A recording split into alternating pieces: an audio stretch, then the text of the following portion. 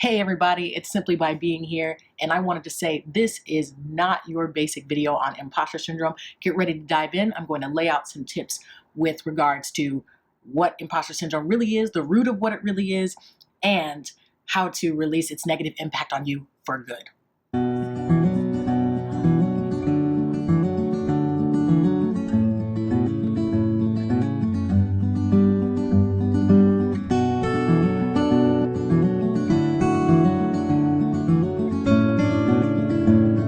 Let's talk about some problems that you might be having because of imposter syndrome. Quick successes can be a really easy trigger for imposter syndrome because it's very hard to attribute something to yourself whenever something was done so quickly, and maybe there was something that you thought was very simple and maybe other people think is very difficult, and you were able to be successful in that. That is something that is harder to attribute to yourself. Another way to know is perhaps you may not be charging enough for your business. Perhaps you're an entrepreneur and you, even after you do research, you still are not charging as much as what you know that you are qualified for, that you know that you are credentialed for. Research does show that women and other minority groups struggle with imposter syndrome much more. So if you belong to any number of minority groups, especially if you belong to more than one minority group, then chances are you will have imposter syndrome for pretty much any success that you have. It's very important to note that for the number of minority groups you're in, that imposter syndrome really could be some underlying generational trauma. It could really go that deep. And so I think it is important to address that with a therapist. Another reason could be social conditioning. Perhaps you were brought up in some kind of religious group, some type of culture, or some type of discourse community that put imposter syndrome as your paradigm for humility.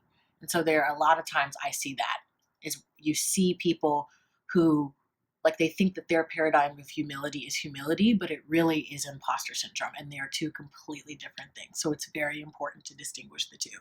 So perhaps now you feel like a victim.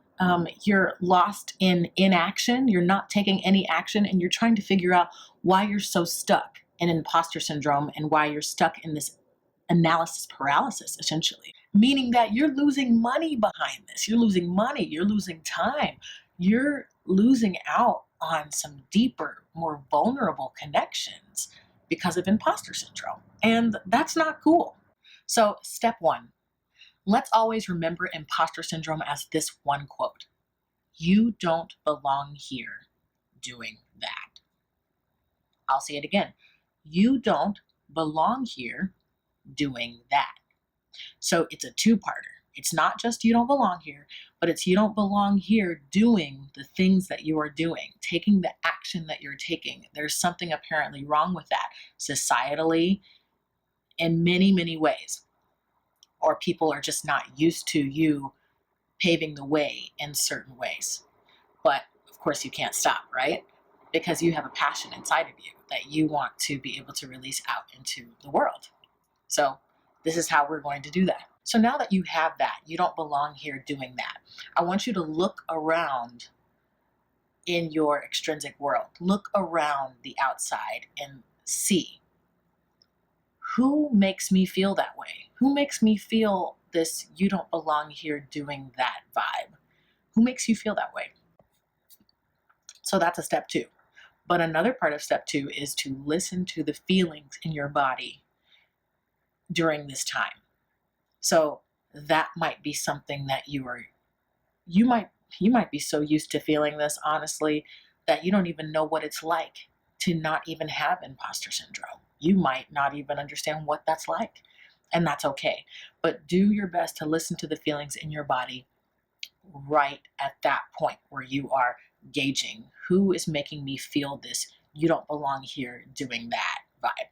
Step three, more social experimenting. So what you're going to do is you're going to, now that you've listened to your body, now that you know the different people, and this happens, this is a steady cycle. You're not going to know every single person who is doing this at the very beginning. You have to really fine tune this. This is not something that happens overnight. But the social experimenting, start to distance yourself from people who may make you feel that you don't belong here doing that.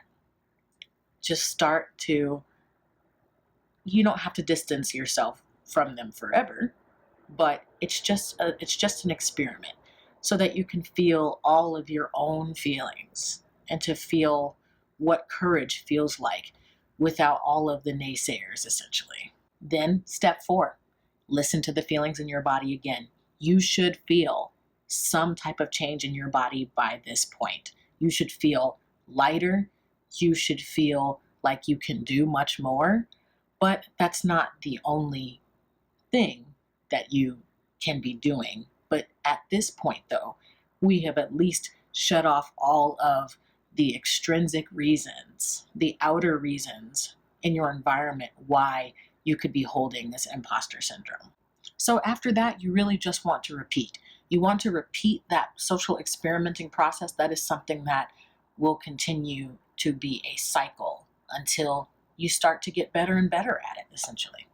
So while this is happening, though, the next thing, just jump in.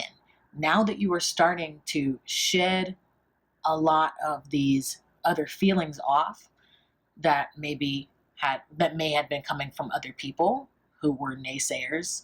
And naysayers don't always have to be people who, I mean, they could be people who really are in your corner, but they have their own limits that they're projecting onto you, not realizing it, that they really do support you.